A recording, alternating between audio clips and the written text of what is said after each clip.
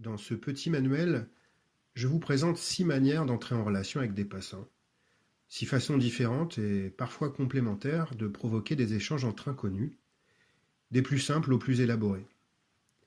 Dans une première partie consacrée à l'écoute, je propose une déclinaison autour de la possibilité pour les passants de témoigner. On s'intéresse d'abord au fait de déambuler dans la rue avec une question, puis ensuite on s'intéresse à la possibilité d'afficher les réponses que les gens font à cette question dans une sorte de forum internet de rue, appelé généralement porteur de parole. Une autre déclinaison consiste à passer à l'oral et à clamer ce que les gens ont pu nous dire. Et la dernière forme constitue un cercle de parole.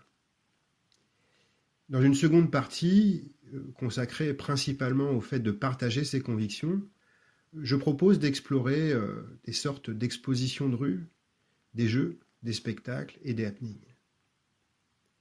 Pour quelles raisons des inconnus vont-ils participer à chacune de ces façons de les interpeller? C'est ce que je cherche à expliquer de manière assez précise tout au long de ce manuel. Composé de petites histoires, de situations et de dialogues avec des passants, qui alternent avec des passages méthodologiques, je tente de faire un récit plus qu'une leçon, en partageant avec vous ce que j'ai compris à travers des réussites, mais aussi des échecs et des trouvailles, au fil des expériences. Bien sûr, je vais m'intéresser à réfléchir au sens et à une certaine éthique qu'on peut construire à partir de ce genre de pratique. Ce petit manuel peut donc intéresser des gens assez différents. D'abord des professionnels, évidemment, qui auraient pour mission d'élargir leurs audiences, mais aussi des militants bénévoles qui défendent leurs convictions.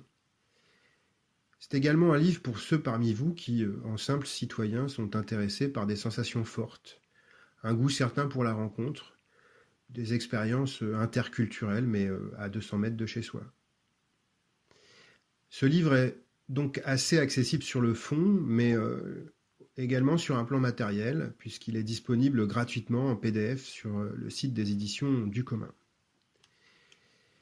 Sur la page Facebook du manuel, où vous êtes peut-être en ce moment, vous trouverez au fil des semaines des illustrations de tous les dispositifs présentés, car c'est un livre sans images. Enfin, je proposerai un groupe de travail, toujours sur Facebook, qui permettra de nourrir de manière un peu plus substantielle une communauté de pratiques ou de praticiens. Alors là, ça sera des vidéos d'appui, des textes de référence, et puis, heureusement, j'espère, des discussions collectives qui naîtront. J'ajoute que pour tous ceux qui n'ont pas Facebook, il y en a, évidemment. J'essaierai de trouver une petite solution pour partager ces contenus sur un blog dédié.